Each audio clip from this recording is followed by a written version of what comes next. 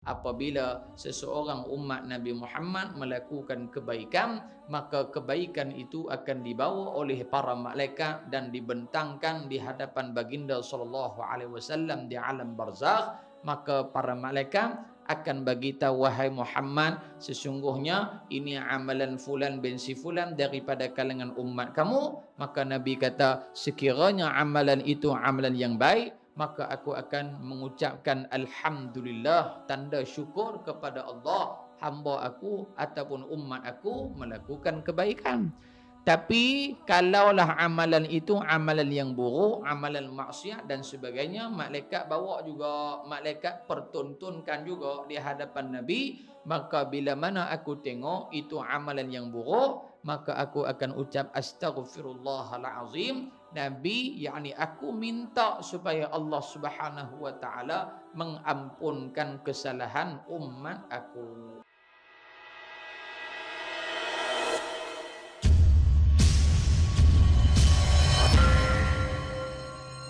Assalamualaikum warahmatullahi wabarakatuh. Alhamdulillahi rabbil alamin. Wassalatu wassalamu ala ashrafil mursalin sayyidina wa maulana Muhammadinil amin wa ala alihi wa sahbihi ajma'in. Subhanaka la ilma lana illa ma 'allamtana innaka antal alimul hakim. Qala rabbi shrah li sadri wa yassir li amri wahlul 'uqdatam min lisani yafqahu qawli. Rabbana iftah bainana wa baina qaumina bil haqq wa anta khairul fatihin. Shadaqallahul aliyyul azim. Amma ba'du. Muslimin dan muslimat yang dirahmati Allah Subhanahu wa taala, kita sambung semula pembacaan kitab kita Perjalanan Hidup Rasulullah sallallahu alaihi wasallam, sambung pada muka surat 18 nombor 4. Bismillahirrahmanirrahim. Qala al-muallif rahimahullahu ta'ala wa nafa'ana bi'ulumihi fid daraini amin ya rabbal alamin. Berkata pengarang rahimahullahu ta'ala, setelah itu mulailah Rasulullah sallallahu alaihi wasallam menyeru orang yang dipercayainya kepada agama Islam selama 3 tahun penuh. Dengan itu, beberapa orang yang dikenali sebagai orang yang berfikiran tajam dan berjiwa murni telah memeluk Islam, termasuk lelaki dan juga perempuan.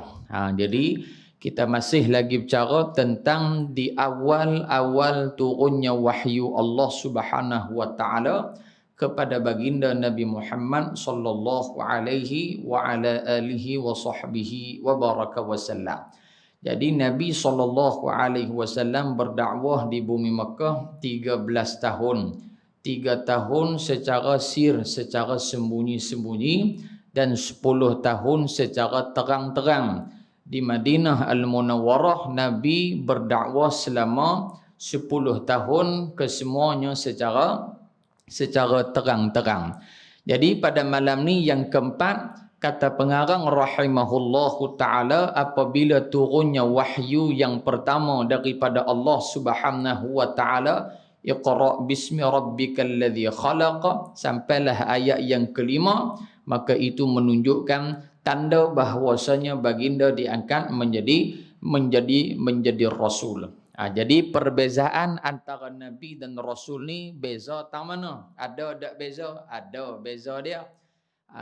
Jadi kata Al-Imam Ibnu Athir rahimahullahu ta'ala, dia kata kalau seorang itu rasul, sudah semesti dia seorang nabi. Dan sekiranya dia itu seorang nabi, belum tentu dia seorang rasul. Jadi sebelum menjadi rasul, dia adalah seorang nabi. Contoh Nabi sallallahu alaihi wasallam adalah seorang rasul. Adalah seorang rasul. Di dalam hadis yang diriwayatkan oleh Imam Ahmad dalam musnad beliau, hadis ini sahih. mengatakan bahawasanya Nabi SAW mengatakan bilangan para nabi keseluruhan 124,000 orang. Dalam 124,000 orang nabi adalah 313 daripadanya adalah rasul yang diutuskan oleh Allah Subhanahu wa taala. Baik. Apa beza nabi, apa beza rasul? Maksud nabi seorang lelaki, satu. Yang kedua merdeka. Yang ketiga hur, yakni bebas ataupun dia bukan hamba. Dia orang yang merdeka, hur, bukan hamba. Dan Nabi dan seorang nabi ini apa dia diutuskan oleh Allah Subhanahu wa taala untuk berdakwah kepada kaum dia. Ini nama dia nabi. Adapun rasul sama juga maksud dia di depan, tetapi dia berbeza di belakang. Apa dia? Allah taala berikan syariat yang khusus bagi dia. Syariat yang khusus bagi dia. Contoh, Nabi Muhammad SAW ada syariat khusus bagi Rasulullah dan umat baginda, iaitu syariat Islam. Baik, kena sampai ke tak kena sampaikan dakwah, wajib kena sampaikan. Yang Nabi pun wajib kena sampai, yang Rasul pun wajib kena sampai. Sebab ada orang dia kata beza Nabi dengan Rasul ni bukan tang mana pun, dua ya, satu ya, tang mana? Nabi tak kena sampaikan, Rasul kena sampaikan. Oh tak kena. Menyalahi salah satu daripada sifat wajib seorang Nabi ataupun Rasul. Sifat wajib bagi Nabi ataupun Rasul ada 4. Yang pertama as-siddiq, yang benar, yakni benar luar dan dalaman, zahir batinnya benar kepada Allah Subhanahu wa taala. Yang kedua apa dia? Antaranya al-fitnah. Kalimah tu al-fitnah dengan huruf ta, bukan dengan huruf ta. Kalau huruf ta, al-fitnah tu kerja jahat nama dia. Al-fitnah ataupun al-fatanah, cerdik, pandai. Jadi para nabi ini dia tak bodoh. Dia tak bengong, orang kata pandai belaka, kerana mereka ini al-a'lam ala sairil makhluqat. Disebutkan ulama, mereka adalah manusia yang paling alim sekalian makhluk Allah Subhanahu wa taala, kerana mereka dipandu oleh wahyu daripada Allah Subhanahu wa taala, diajak terus oleh Allah Subhanahu wa taala. Dua, al-fatanah. Lepas tu apa lagi? Al-siddiq, al-fatanah, at-tabligh. Tabligh menyampaikan. Lawan penyampaikan, lawan bagi sifat at-tabligh, al-kitman, menyembunyikan. Jadi kalau dia kata Nabi ni tak kena sampai, maksudnya Nabi ni lawan bagi sifat wajib dia, iaitu dia bersifat al-kitman, dia menyembunyikan kebenaran. Ini mustahil bagi seorang Nabi sembunyikan kebenaran, tak boleh. Jadi Nabi pun dia at-tabligh, menyampaikan, menyeru, begitu juga dengan Rasul. Baik. Apa yang Nabi seru, padahal dia bukan ada syariat dia pun. Jadi di sini ulama kata para nabi dia menyeru kepada kaum dia, yakni mengajak kaumnya dan membenarkan syariat Rasul yang diutuskan sebelum daripadanya. Itu maksudnya Nabi. Nabi ini kerja dia membenarkan apa yang dibawa oleh Rasul sebelum dia. Membenarkan syariat yang sebelum daripada mai syariat baru. Contohnya lagu mana? Saya ni pekerja baru. Orang lantik saya bos baru. Walaupun naik bos baru. Bos hak lama pencen dah. Contohlah. Bos hak lama ni dia ada undang-undang dia, peraturan dia. pukul 9 semayang duha, pukul 9.30 ada sikit tazkirah biar 15 minit, 9.45 masuk kerja, lepas tu sampai lohok, mayang lohok macam biasalah duduk bang. Saya main-main saya pun kata juga tak apa, kita teruskan jadual yang bos sebelum ni. Jadi saya ni seorang, bukan nak abang dari sudut ni, kita nak bagi faham, saya ni kira lebih kurang Nabi. Bewang Nabi membenarkan apa hak bos lama buat.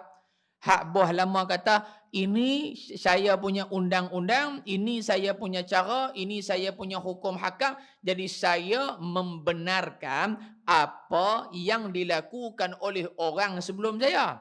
Faham tak ni? Nabi pun lagu tu juga membenarkan syariat yang datang sebelum daripada mai syariat baru. Tuan-tuan duk tengok dok redut dari satu macam ya. Kan? Dia mengaji gitulah. Nah, tu pada tu Nabi. Soalan ketiga. Bani Israel ada tak Nabi? Ada. Nabi daripada kalangan Bani Israel terbit mai ikut Nabi Yaqub alaihi salatu wassalam. Kebanyakan daripada para nabi, mereka ini adalah daripada kalangan Bani Israel. Baik, termasuk para rasul. Depa ni para nabi daripada Bani Israel ni ajak kaum mereka pada syariat siapa? Iaitulah pada syariat Nabi Allah Musa alaihi salatu wassalam. Ini disebut oleh Dr. Sulaiman Abdullah Al-Ashqar dalam kitab beliau Ar-Rusul wal Risalat. Dia kata apa? Bahawasanya para nabi daripada kalangan Bani Israel, mereka semua mengajak kaum mereka mengikuti syariat yang ditinggalkan oleh Nabi Allah Musa alaihi salatu wassalam. Jadi bila mana turun firman Allah Subhanahu wa taala, wa anzir ashiratakal aqrabin, ayat lain Allah taala kata, hey Muhammad, beri peringatan, dakwah kepada orang-orang yang terdekat dengan kamu. Maka yang keempat ni dia cerita Nabi mula berdakwah kepada orang yang terdekat. Baik, siapa yang awal-awal masuk Islam? Yang awal-awal memeluk Islam adalah sahabat baik Nabi sallallahu alaihi wasallam. Sayyiduna Abu Bakar As-Siddiq radhiyallahu anhu. Dia kawan dengan Nabi bukan selepas daripada Nabi jadi rasul dah. Sebelum jadi rasul lagi memang dah kawan dah. Kawan lama, best friend, classmate, classroom, orang itu. Kawan lama dengan Nabi sallallahu alaihi wasallam. Yang kedua, Sayyidina Abu Bakar sebelum dia masuk Islam, sebelum beriman dengan Nabi, dia tak pernah sembah berhala. Ni kelebihan dia. Dia tak pernah sembah berhala. Ada sebahagian sahabat yang pernah menyembah berhala. Di antaranya Sayyidina Umar Al-Khattab radhiyallahu anhu pernah sembah berhala. Abu Bakar As-Siddiq tak pernah sembah berhala. Jadi bila mana Nabi berdakwah, maka lelaki dewasa yang pertama memeluk Islam adalah Abu Bakar radhiyallahu anhu, ataupun namanya Abdullah bin Abi Quhafah radhiyallahu taala anhu wa arda. Umur dia 2 tahun lebih muda daripada Nabi sallallahu alaihi wasallam. Sebahagian mengatakan 2 tahun setengah lebih muda daripada Nabi sallallahu alaihi wasallam. Yang kedua, Sayyiduna Abu Bakar As-Siddiq radhiyallahu anhu, dalam kitab-kitab ulama mengatakan dia ada isteri 4 orang. Jangan duk note tang ni ya, 4 orang. Apa tengok bini 4 ni sahabat punya cerita. Hak kita menikah 2 3, sebab menikah 4 terus. Kemas tang sembang tu. Kan? Jadi dia Sayyidina Abu Bakar isteri dia 4. Isteri dia 4. 2 dia kahwin ketika mana jahiliah, zaman jahiliah, dan 2 selepas daripada datangnya Islam, yakni perkahwinan ikut cara Islam. Okey. Yang ketiga, anak-anak dia adalah anak-anak yang baik, yang saleh, salihah, yang kita sedia maklum. Antaranya Sayyidatuna Asma radhiyallahu taala anha wa ardaha. Asma radhiyallahu anha adalah kakak kepada Sayyidatuna Aisyah Ummul Mukminin radhiyallahu taala anhuma wa ardahuma. Jadi Asma anak kepada Sayyidina Abu Bakar As-Siddiq, kawin dengan sahabat Nabi namanya Abdullah bin Az-Zubair. Jadi Abdullah Az-Zubair sahabat Nabi, merupakan suami Asma dan merupakan menantu Sayyidina Abu Bakar As-Siddiq radhiyallahu taala anhum ajma'in. Lagi Sayyidatuna Asma, siapa dia ni maklum? Wanita yang hebat, yang ditugaskan, ditakdirkan oleh Allah, dia yang hantar makanan kepada Nabi SAW dan juga Sayyidina Abu Bakar As-Siddiq dalam peristiwa hijratul Rasul SAW. Ketika tu dia mengandung maklum, dia naik Gua Thawr tu mengandung. Kita pergi Gua Thawr tengok tu dia daripada agah naik lah ni ada tangga maklum oi. Nah, dulu tak ada tangga, duk agah batu tu saja. Dia mengandung baby dalam perut dia usia 6 bulan. Kalau 6 bulan duk tahu mana? Duk di rumah ke, duk kerja atas kursi ugawa ke, tapi duk naik hiking juga ke mana ke.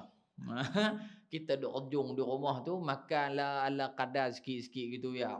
Nah, tapi Sayyidatuna Asma, umur kandungan dia 6 bulan, dia ragih bukit batu batan, bukit yang tinggi, pergi hantar makanan kat Nabi SAW. Di samping dengan itu, dia bawa beberapa ekor kambing di belakang dia, supaya bila mana dia berjalan, tapak kaki dia tak lekat pada tanah. Dia berjalan lekatlah tapak kaki, tapi kambing di belakang ni tolong cover tapak kaki dia. Jadi ayah tak mau bagi bini tahu kita pergi mana, ikatlah kambing 2-3 ekor di pada pinggang anda. Tu kalau kok ni padang pasir lah, ni jalan tak ke ada apa pun, jalan pergi tak mana pun kan. Jadi ni Sayyiduna Abu Bakar As-Siddiq radhiyallahu anhu, dan di antara kelebihan beliau subhanallah tabarakallah, kata Sayyidatuna Aisyah radhiyallahu anha, ayahku ni putih kemerah-merahan. Ahli cerita Sayyidatuna Aisyah kata, ayahku Sayyidina Abu Bakar dia putih kemerah-merahan.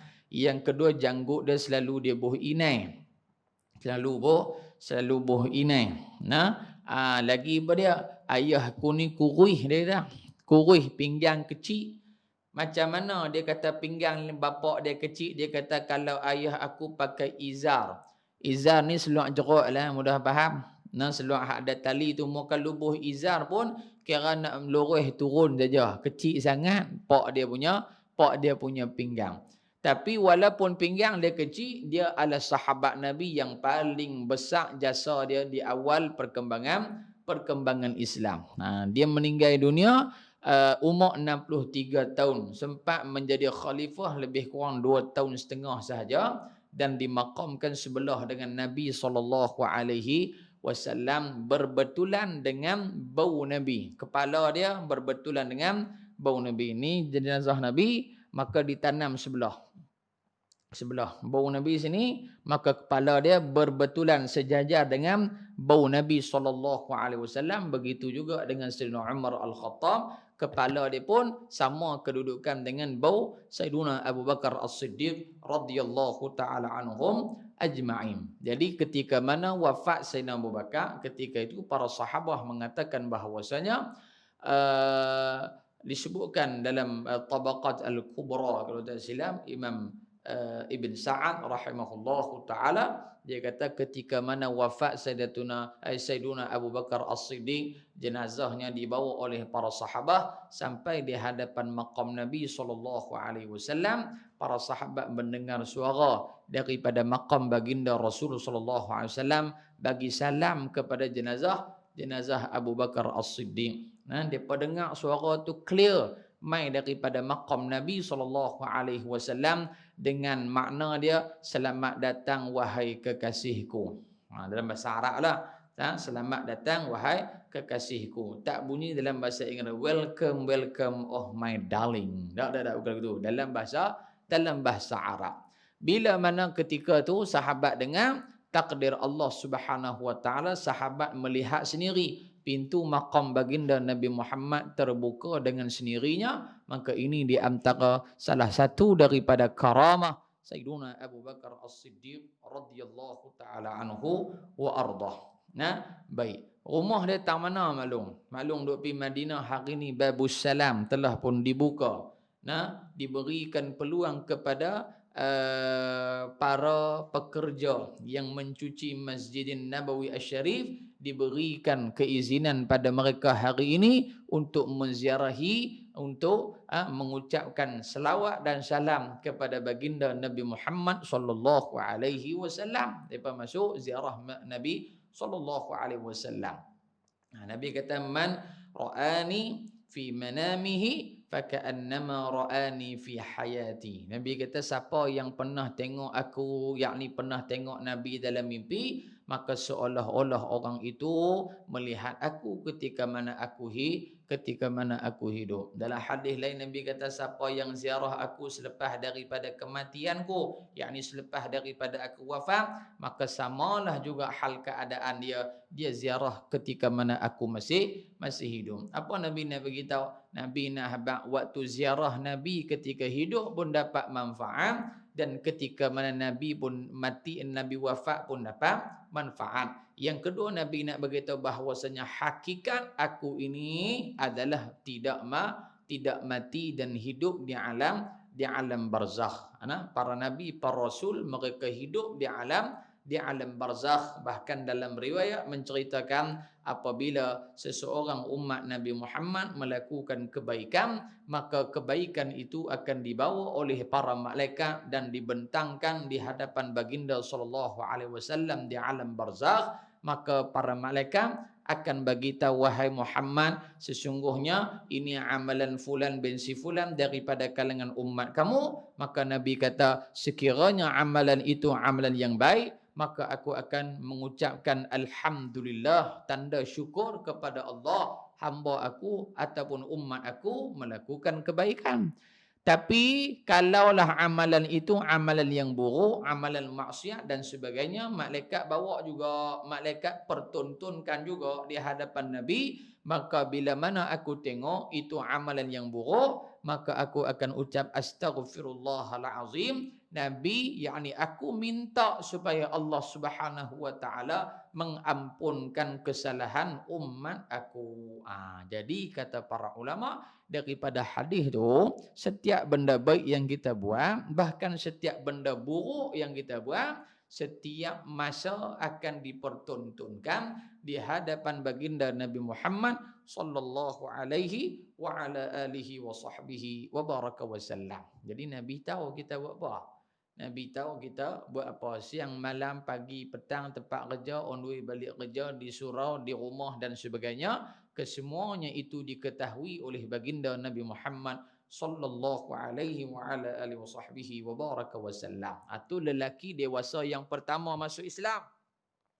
Yang kedua yang masuk Islam daripada kalangan wanita dewasa adalah Khadijah radhiyallahu anha, isteri Nabi sallallahu alaihi wasallam. Nabi kahwin dengan Sayyidatuna Khadijah, umur Nabi 25 tahun, umur Sayyidatuna Khadijah 40 tahun. Beza 15 tahun. Siapa yang cari siapa? Iaitu perigi cari timba, bukan timba cari perigi. Ni faham gi molek ni maklum. Orang perempuan ni dia cerewet. Bukan maklum sinilah, tapi lebih kurang lah. Kan? Jangan cerewet sangat, bak nikah kahwin, anak kita kenang ke siapa-siapa, sahabat ke anak kita, ni leha-leha, habak tengok dekat laki tu, mau ke tak mau menikah, pergi cepat sikit, lagu tu. Jangan, tunggulah depa mai, jangan duk bak roplah sangat, biar laki lah cari kita, awak ingat kita kebulok sangat anak dia. Amboi. Bagi menikah terus, senang cerita. Boleh dah maklum? Tak hangguk pun, macam marah ya. Kaduk bak dah kalau benarkah. Bagi mudah sahaja. Kerana tak menjadi masalah. Kalau perigi cari timba, tak ada masalah apa. Timba cari perigi pun tak ada masalah. Takut timba ni masalah. Dia pergi kat perigi tergelam terus. Tak naik-naik dah. Ni masalah. Jadi dia nak cari laki, cari perempuan ke, perempuan cari laki ke, tak menjadi masalah. Yang penting cara hak betul lah. Jadi Sayyidatuna Khadijah radhiyallahu anha, dia yang pingorak Nabi. Dia hantar utusan supaya pitanya Nabi SAW, wahai Muhammad, ni Khadijah nak mempersuamikan kamu, awak on ke tak on? Bahasa Allah ni dah. You on ke you tak on? Maka Nabi Muhammad SAW, baginda mengatakan, aku ni bukanlah orang senang mana pun. Khadijah nak aku jadi laki dia. Aku ni bukan kaya mana pun, tak ada harta. Khadijah ada banyak harta apa semua. Maka kawan ni kata, Khadijah tanya, hang on ke hang tak on? Mau ke tak mau? Bukan tanya kata banyak ke sikit, hang mau ke tak mau? Maka kata Nabi, kalau lagu tu aku on, nikah terus senang. Dapat zuriat berapa orang? 6 orang anak.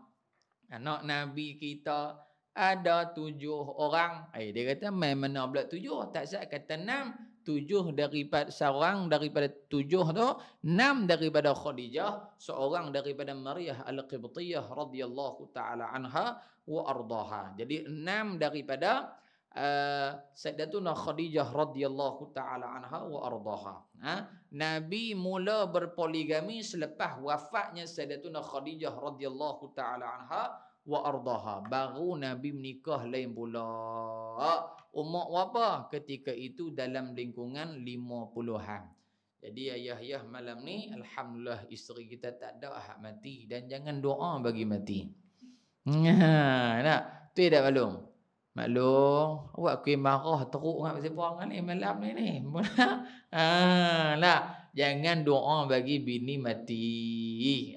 Laki jangan doa bagi bini mati, hak perempuan pun jangan doa bagi laki mati. Ada jodoh adalah, tak ada jodoh tak ada lah. Buat ustaz kata aku tu, kami baru duk ejeh ya, kan? Boleh dah balong? Hello, tu dia tengok dia genggam tangan dah tepi dah. Lagi ustaz ni aku bagi juga lagi. Jadi Sayyidatuna Khadijah isteri Nabi yang pertama. Banyak jasa Nabi, banyak jasa Khadijah kepada Islam. Dapat 6 orang anak. Dia yang mula-mula bantu Nabi SAW. Sehingga kan Sayyidatuna Aisyah cemburu dengan Sayyidatuna Khadijah. Sebab Nabi rajin duk sebut nama dia, rajin duk puji dia, rajin duk up nama dia, rajin duk sebut-sebut kebaikan dia. Sehingga kan Aisyah radhiyallahu anha dia merajuk, dia kata kat Rasulullah, ya Rasulullah, perempuan yang kamu sebut itu perempuan yang telah meninggal dunia. Dia seorang wanita yang tua. Nabi dengar marah langsung. Nabi dengar marah langsung. Maknanya Nabi nak habaq apa? Kalau mau menikah bini baru sekalipun, comel loteng sekalipun, tak boleh sama dia dengan bini yang pertama. Tu dah maklum. Angkatlah good sikit maklum. Maklum pun tak mau angkat jari langsung. Gabus muka tu kuih dia kata. Takkan sama.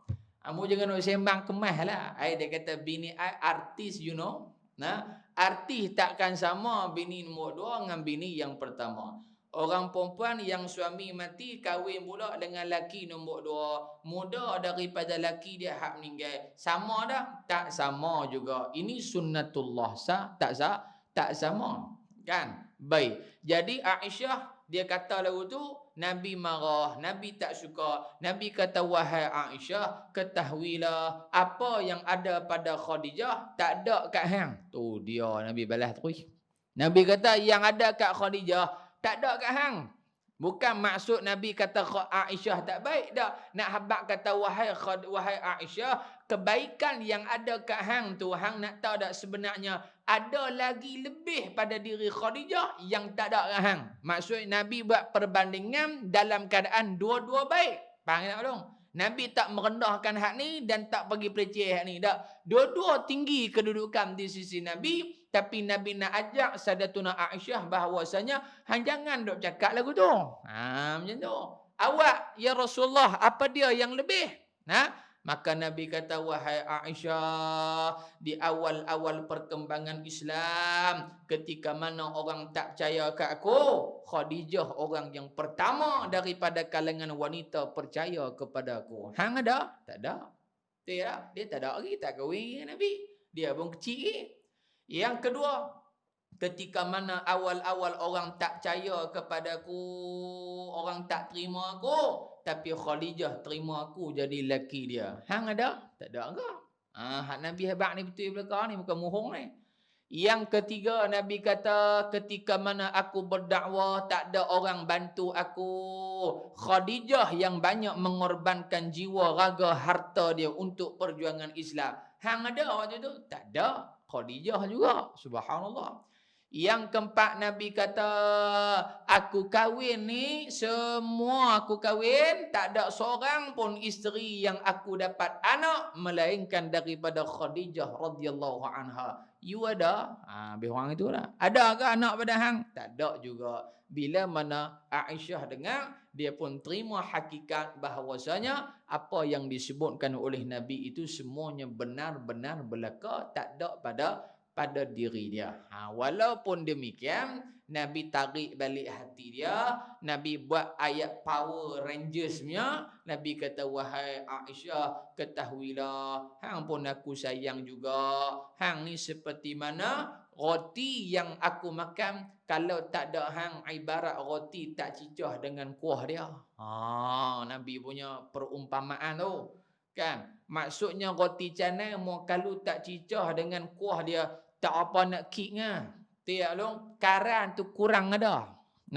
Tapi Nabi kata, wahai Aisyah, hang ni ibarat kuah roti hak aku duk cicah. Kalau roti saja tak apa nak sedap, mau kalau cicah dengan kuah, Power Rangers bro. Tu saya tambahlah, bukanlah hadis sebut itu.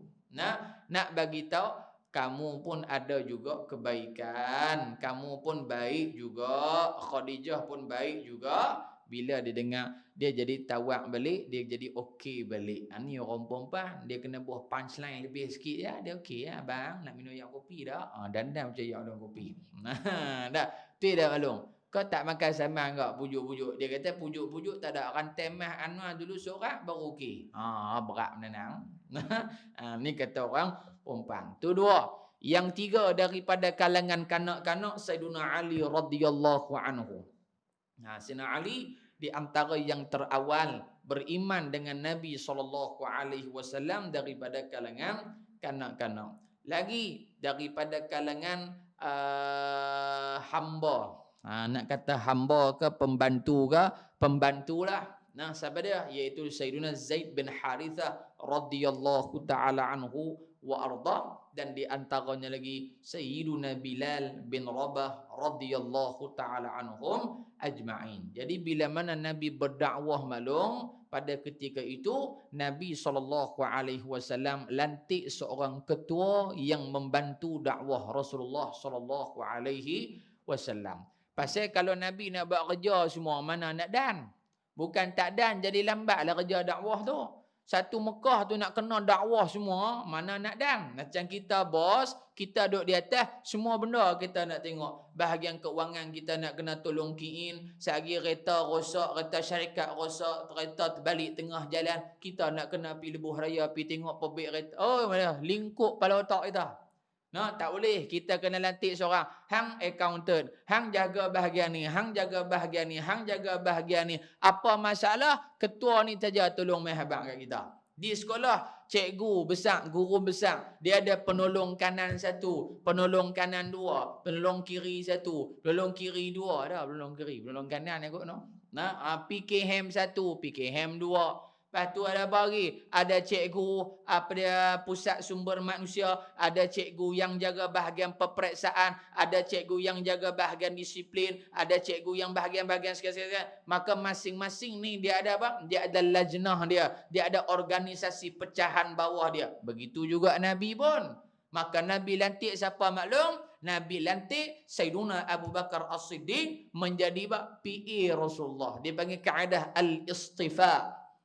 Dalam kitab sirah kata al-istifa, yakni kaedah pemilihan. Nabi tengok sahabat-sahabat yang lain masuk Islam, maka Nabi buat pilihan yang terbaik daripada kalangan mereka, maka Nabi ambil Sayyiduna Abu Bakar As-Siddiq radhiyallahu anhu. Bila Nabi lantik Sayyidina Abu Bakar sebagai pembantu Rasulullah dalam menyampaikan dakwah, izin Allah Subhanahu wa taala, dengan kepintaran Nabi Muhammad, dengan cara dakwah Nabi Muhammad, dengan didikan Nabi Muhammad kepada Sayyidina Abu Bakar As-Siddiq, ketika itu golongan ataupun bilangan sahabat, golongan as-sabiqunal awwalun, golongan yang terawal beriman dengan Islam pada awal kedatangan Islam adalah dalam lingkungan seramai 40 orang.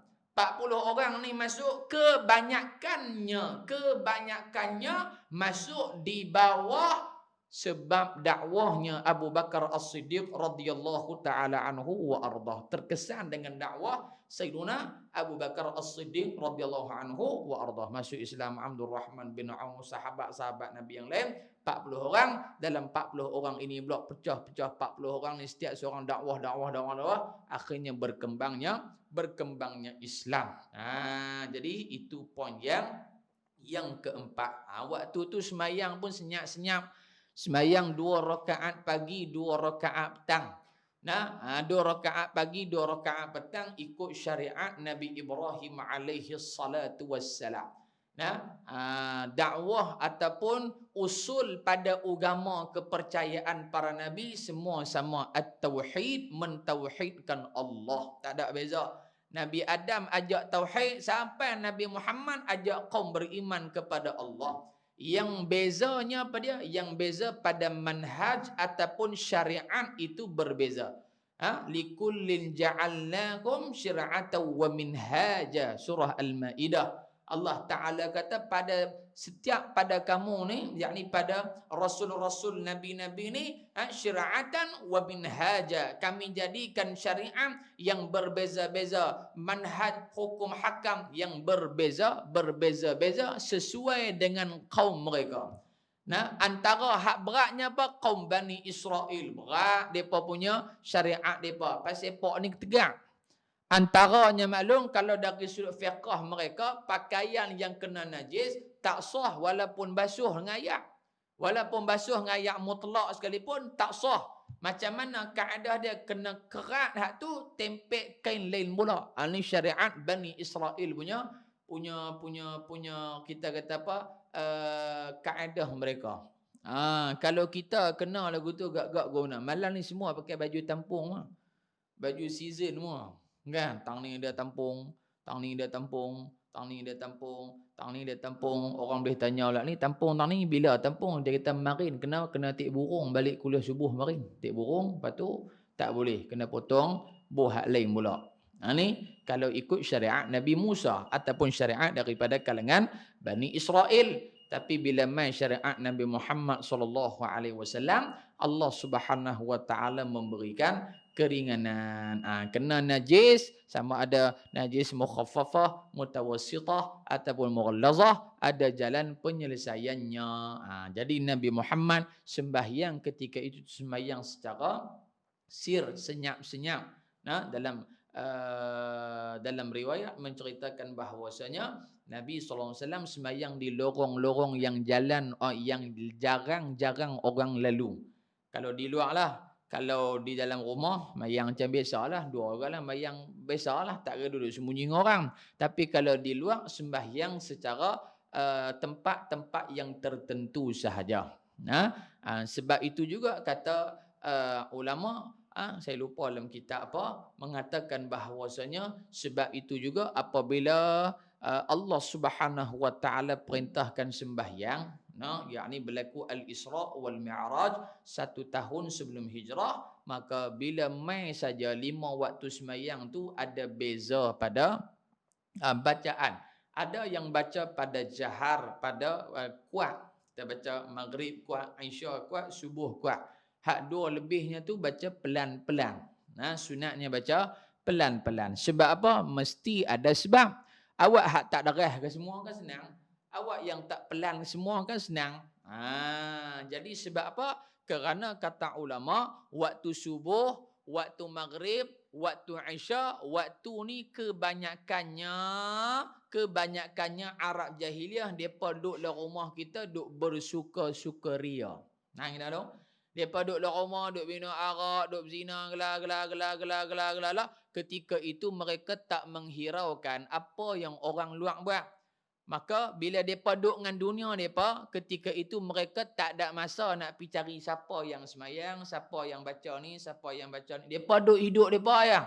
Seronok enjoy saja. Maka disebabkan pada ketika itu digalakkan oleh agama baca waktu subuh, waktu maghrib dan waktu isya.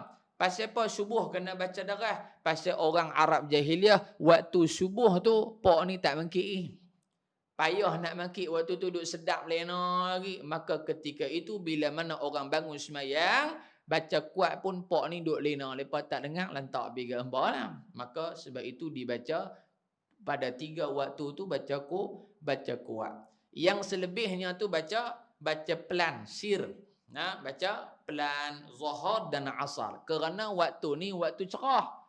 Dan memang waktu ni orang duk keluar menega dan sebagainya. Sekiranya Nabi Muhammad baca kuat ataupun sahabat baca kuat, yang pertama kebarangkalian akan menyebabkan mudarat pada orang yang semayang pada ketika tu. Mungkin orang pergi pukul dia dan sebagainya. Pasal orang tahu dia ikut Nabi Muhammad. Yang kedua sebab apa? Kerana nak memelihara agama Allah Subhanahu wa taala. Kerana pok-pok ni, musyrikin Makkah ni, kalau dengar Nabi Muhammad dan juga para sahabat baca Quran, mereka akan buat apa? Yaj'aluna asabi'ahum fi adhanihim minas sawa'iqi hadaral maut. Wallahu muhitun bil kafirin. Bila dengar orang baca Quran, lepas tutup dengar. Ini kerja pok-pok munafik ataupun orang musyrikin Mekah. Bila sahabat baca Quran, Bismillahirrahmanirrahim, dia tutup. Tak mau dengar. Malu dengar dah saya cakap Malu dengar dah? Malu dengar dah? Saya tak dengar. Saya tutup telinga. Kan? Jadi sahabat baca derah, dia tutup telinga tu. Maka apa? Satu. Yang kedua apa? Nak mengelakkan daripada mereka menghina ayat-ayat Allah Subhanahu wa ta'ala. Bila sahabat baca Quran, ada saja ayat yang mereka nak perli dan sebagainya. Jadi, daripada duk baca orang perli, duk baca orang hina, maka lebih baik hampa baca, hampa saja yang dengar. Mereka tak dengar, maka kita pun pada ketika itu murtah, akan rasa tenang, akan rasa seronok, beribadah kepada Allah Subhanahu wa ta'ala. Itu sebab ada semayang darah, ada semayang yang pelan. Boleh tengok dalam kitab Munyatul Musalli, Syekh Duk Fatani ada dalam kitab Tahqiqul Wafi, syarah pada kitab Munyatul Musalli karangan Baba Rashidi Al-Fatani, Pondok Tepuih di Fatani tu. Kitab Munyatul Musalli taklah tebal mana. Kalau yang kitab Jawi tu memang nipis sangat-sangatlah. Kan pasal tulisan dia halus-halus. Tapi kalau mai hak terjemahan ni, dia besar sikit, ada kot 100 muka surat, lebih kurang gitulah kot. Baba Rashidi pula, dia pergi syarah pula Munyatul Musalli tu, dia buat nama kitab Tahqiqul Wafi. Tahqiq Al-Wafi, syarah Munyatul Musalli. Tak besar mana, tak tebal mana. InsyaAllah 3 bulan habis lah kot. Dia betul Ustaz. 780 lebih muka surat tu dia dia syarah, dia bawa main hak nu, dia bawa main waktu semayang ada berapa. Rupanya maklum banyak bah mayang ni. Allahu akbar, banyak sungguh. Cara mayang dalam kapal terbang. Waktu-waktu yang haram sembahyang. Waktu haram mayang tu dia sangka kata lepas asar ya. Ada waktu hak makruh sembahyang. Ada waktu hak wajib semayang. Dia nak habaq kata apa? Ilmu Allah Ta'ala ni luas sungguh-sungguh. Luas sungguh-sungguh. Tapi bagi kita orang awam, cukup sekadar kita tahu kata semayang tu wajib, masuk waktu sekian-sekian kena mayang luar waktu tak sah, kena qada balik, takat tu pun dah memadai dah. Tapi kalau boleh, kita kata lebih daripada tu lagi cantik. Supaya kita boleh kongsi dengan orang. Sikit gitu tuan. Lepas setengah kita berhenti. Yang kelima. Setelah bilangan orang yang memeluk Islam telah meningkat kepada 30 orang, Allah Subhanahu wa taala memerintahkan rasulnya yakni Nabi Muhammad supaya menyampaikan dakwahnya yakni menyampaikan Islam dengan secara terus terang. Yang demikian sebagaimana firman Allah, fasda' bima tu'mar wa a'rid 'anil musyrikin. A'rid pada huruf dha tidak ada qalqalah.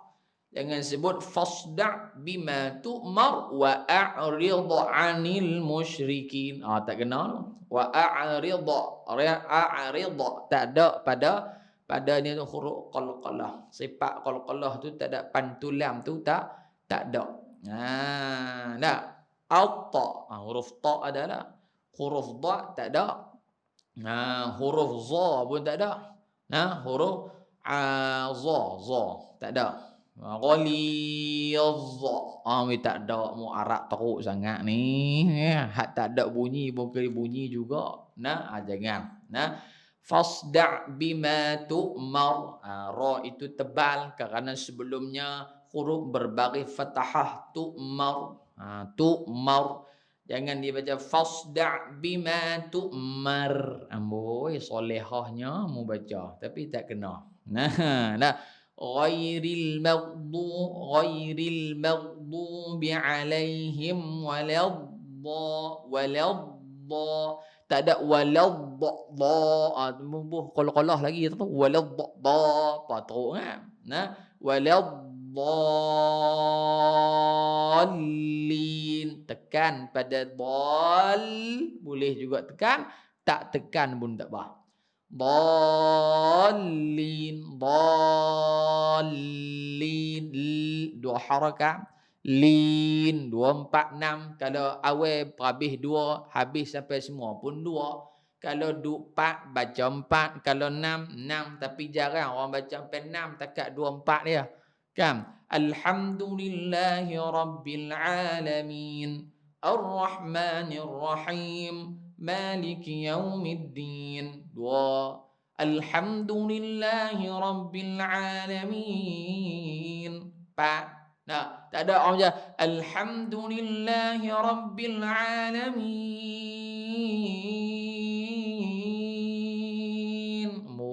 Arab sungguh lah hang ni. Arab pun tak baca gitu.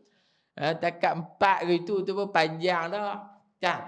Maklum tengok Imam Al-Haram nama Syekh Yasir Ad-Dusuri dia baca. Alhamdulillahi rabbil alamin. Dia bunga banyak sangat, payah nak ikut dia. Kan? Dia selalu baca 4. Syekh Bandar Balila pun 4. Dia baca 6, tak tahulah bandak apa, bandak tu si on kot. Panjang sangat dia baca. Lepas tu tak ada dengung nak. Jangan duk dengung teruk sangat.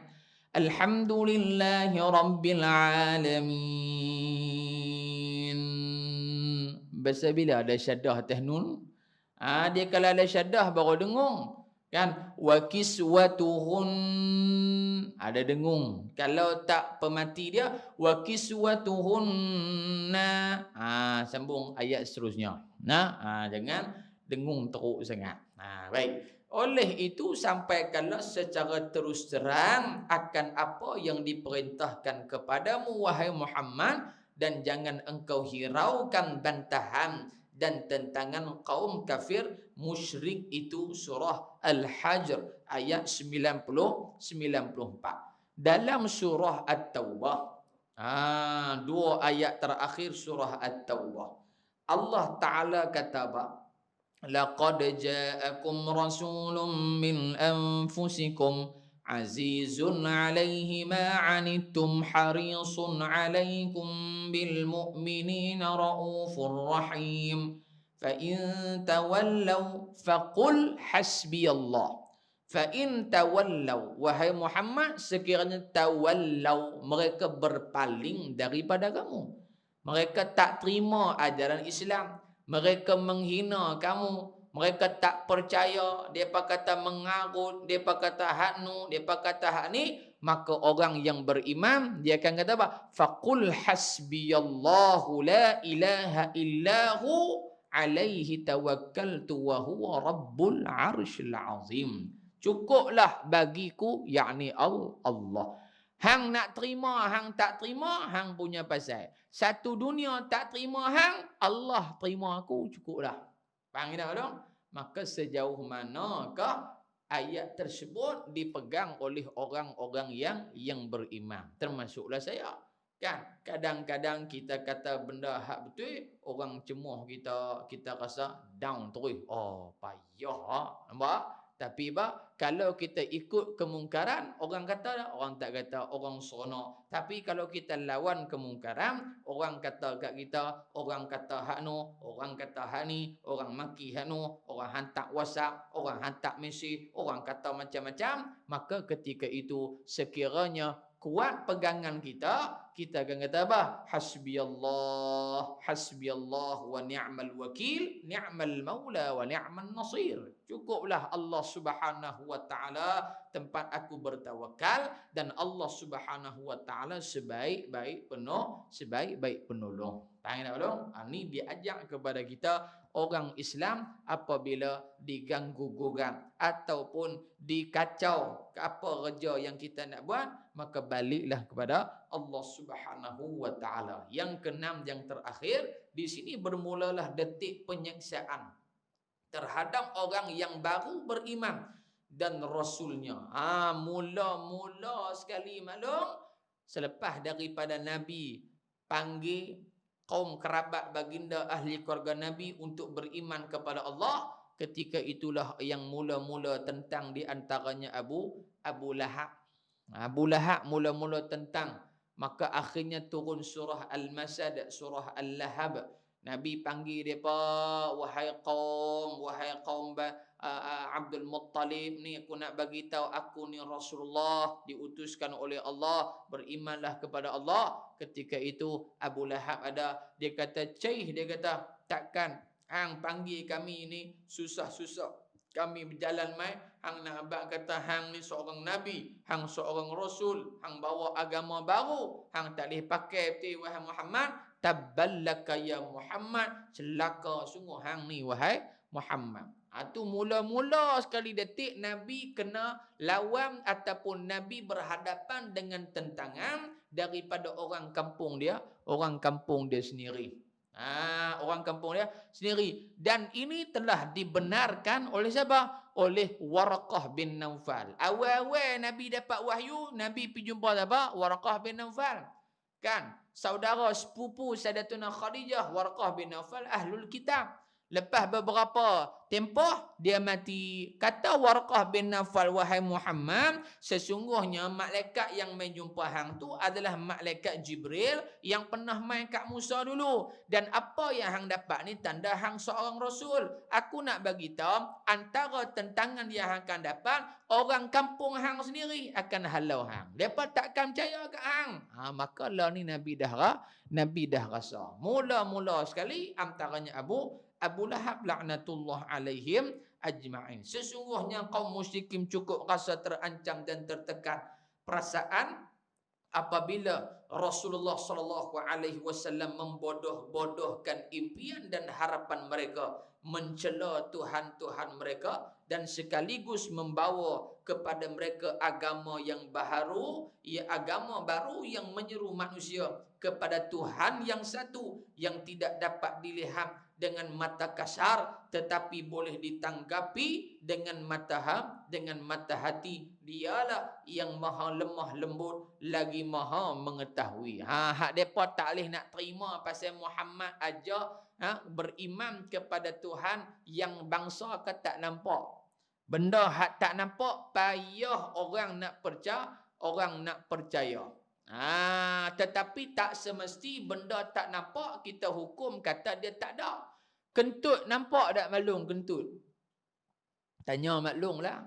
Pak Long kalau tanya pun dia sengat gitu, tawaduk COVID-19. Maklum kentut nampak tak maklum? Ni ustaz apa tanya kentut kami nak jawab pun malu korang baik. Elektrik ada tak lah elektrik? Kahrubak elektrik ada tak? Maklum jawab lah usian kat saya duk tanya ni. Ada ke tak ada? Ada seorang yang hanguk ketua kelas apa? Baik. Ada ke tak ada? Ada. Pasal apa maklum kata ada elektrik? Ni kita mengaji ilmu kalam, ilmu usuluddin di kepala otak kita. Apa dia? Pasal apa kata ada elektrik? Pasal ada lampu. Tu ya? Pasal ada lampu, kipas menyala, aircon pun keluar sejuk. Tu tanda ada elektrik. Baik. Apa tanda Allah Ta'ala ni ada? Adanya alam. Tu ya? Adanya alam. Bila adanya alam, sudah semestinya ada yang mencipta alam. Ulama kata apa? Baik. Ni apa ni? Botol yak ni. Lalu ni duduk tang ni. Lalu ni duduk tang ni. Lepas tu duduk tang ni. Jasad duduk tang ni. Lepas tu duduk tang ni. Kalau saya kata botol ni berjalan sendiri, maklum percaya. Maklum kata ustaz gila. So dah mengajak dah. Orang gila ni kalau ngajak orang. Kan? Tu tak? Maklum kan kata gila. Ustaz tu gila. Macam mana botol tak ada kaki boleh berjalan mai? Ni akal hak waras ni nah. Akal hak waras kata gitu. Macam mana botol tu duduk tang ni boleh main tang ni? Tak boleh terima. Mesti ada orang hak ubah dia. Abai. Begitulah alam. Macam mana alam ni ada bulan, ada bintang, ada matahari, ada siang, ada malam, musim luruh, musim 7, teng 8, teng 9, teng 10. Kalau maknanya musim tu ada. Musim panas, musim sejuk. Macam-macam. Mesti ada yang menjaga dan mentadbir dia. Siapa? Allah Subhanahu wa taala. Afala yanzuruna ilal ibili kaifa khuliqat. Dalam ayat lain surah Az-Zariyat Allah Taala kata wa fi anfusikum afala tubsirun. Mu nak tahu Tuhan ada ke tak ada, mu tengok ke dirimu, mu fikir tahulah Tuhan ada ke tak ada. Maklum tengok diri kita, siapa yang buat diri kita? Kalau kita kata teori Darwin dia kata manusia ni daripada beruk, kita kata hang yang kata manusia pada beruk, hang pun bukan beruk sebenarnya. Dia tu manusia Darwin tu. Kan? Dia kata manusia daripada beruk. Kalau kita kata mak pak dia beruk, agak-agak dia marah tak? Tak tahulah mati ke tak mati orang tua tu mati dah kot.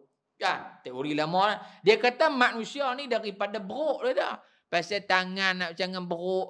Memang sungguh lah kalau kita tengok pada mata kasarnya lagu tu. Baik. Betul kan manusia daripada beruk dah? Satu.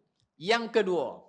Macam mana kita boleh jadi sampai tahap lagu ni maklum subhanallah. Mak ayah kita kahwin dapat kita. Apa yang dipindahkan daripada pak ke mak kita. Pindah ayak mani je pun.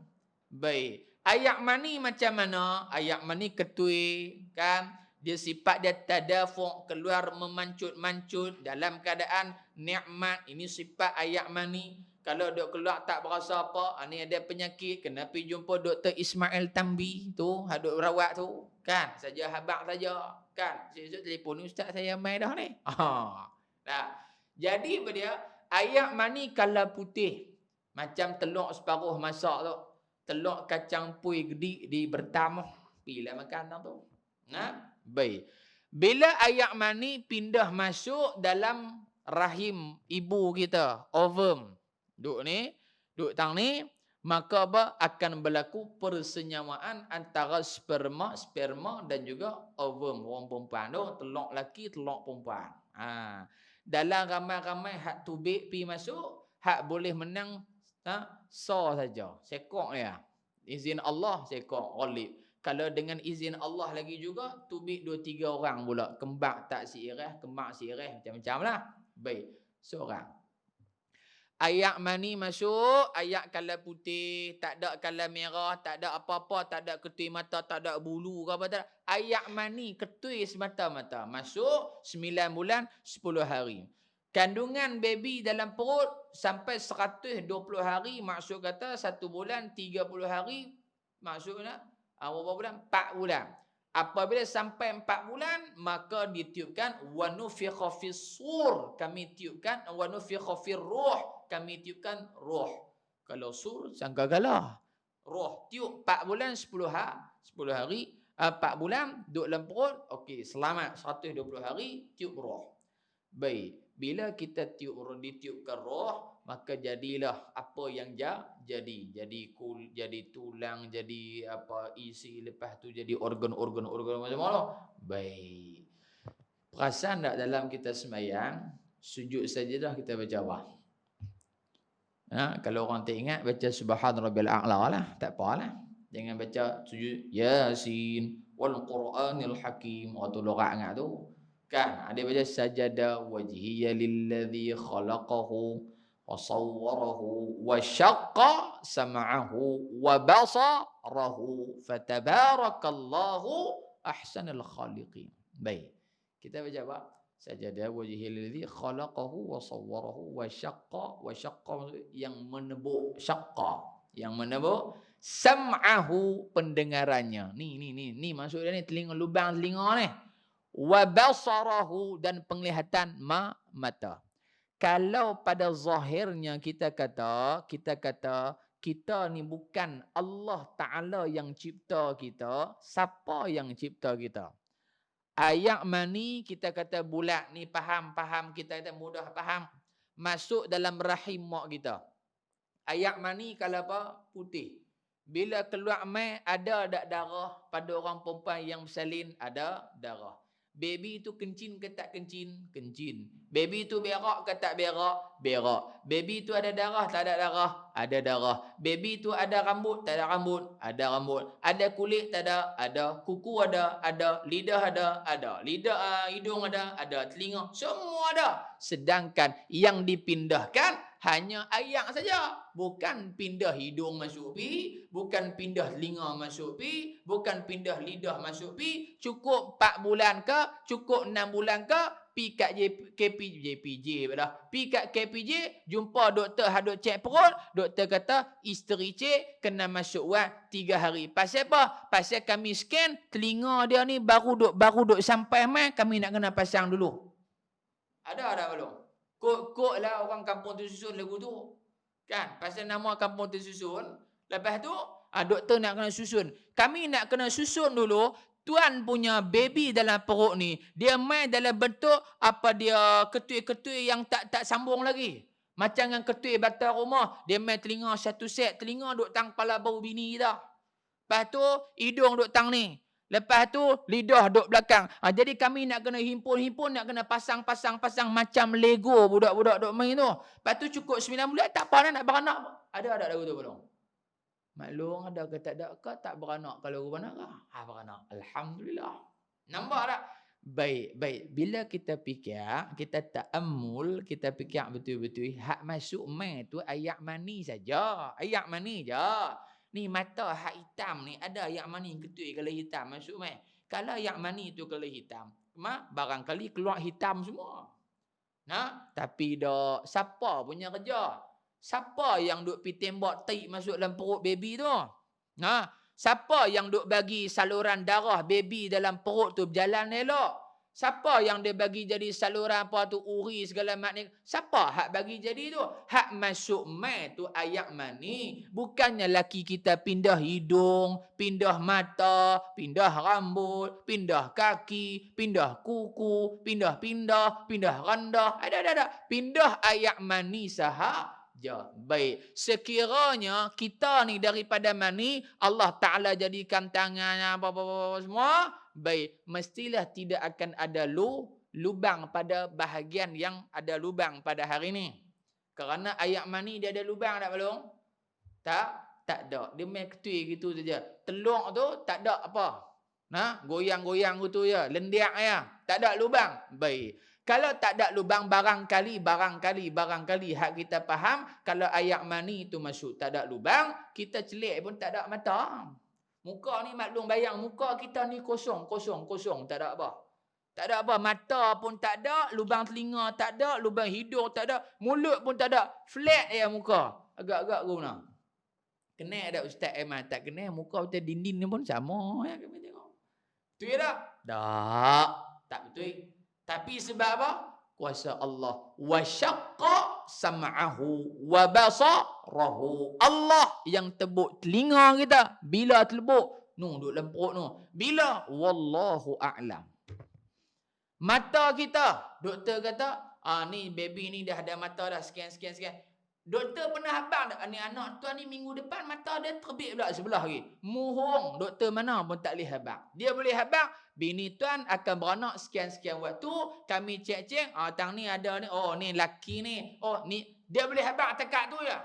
Tapi dia boleh habang tak tangan anak kita, tangan anak tuan baru sempurna kejadian dia 2 minggu lepas pukul 10 pagi dah doktor tu. Tak ada gila sangat doktor gitu. Tak ada. Yang dia tahu berapa bulan, jantung baby kuat ke tak kuat, nak beranak tu pun dia buat jangkaan sahaja. Dia tak kata saya pasti bini tuan beranak 13 hari bulan. Dia tak abang kata pasti jangkaan kita 13 hari bulan. Bila? Wallahu a'lam. Barangkali 13 sungguh. Barangkali lajak dah 23. Barangkali 3 hari bulan beranak terbit mai dah. Pasal apa? Kerana yang menentukan kesemuanya adalah Allah Subhanahu wa taala. Jadi tak semesti benda yang tak nampak kita kata dia tak ada. Betul tak belum? Betul tak betul? Betul. Tu akal yang waras kan fikir gitu. Tapi mereka yang kufur kepada Allah, bukti yang nyata, dalil yang nyata, mereka tidak beriman juga kepada Allah kerana tidak diberikan taufik dan hidayah daripada Allah Subhanahu wa taala. Wallahu a'lam bissawab. Sambung pada bulan hadapan nombor 7. Sambung bulan depan nombor 7 tuan-tuan, insya-Allah. Mudah-mudahan yang kita sebut ni pelan-pelan, slow itu kita ambil manfaat, kita faham sikit. Mudah-mudahan ada kebaikan dan juga ada rahmat daripada Allah Subhanahu wa taala, insya-Allah.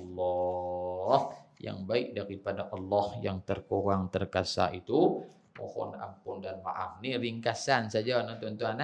Dia buat ringkasan saja. Dia buat poin supaya kita senang faham. Dia poin saya teranglah sikit-sikit apa hak berkenaan dengan poin-poin tu supaya tuan-tuan dapat maklumat tambahan, insya-Allah. Boleh malum tak?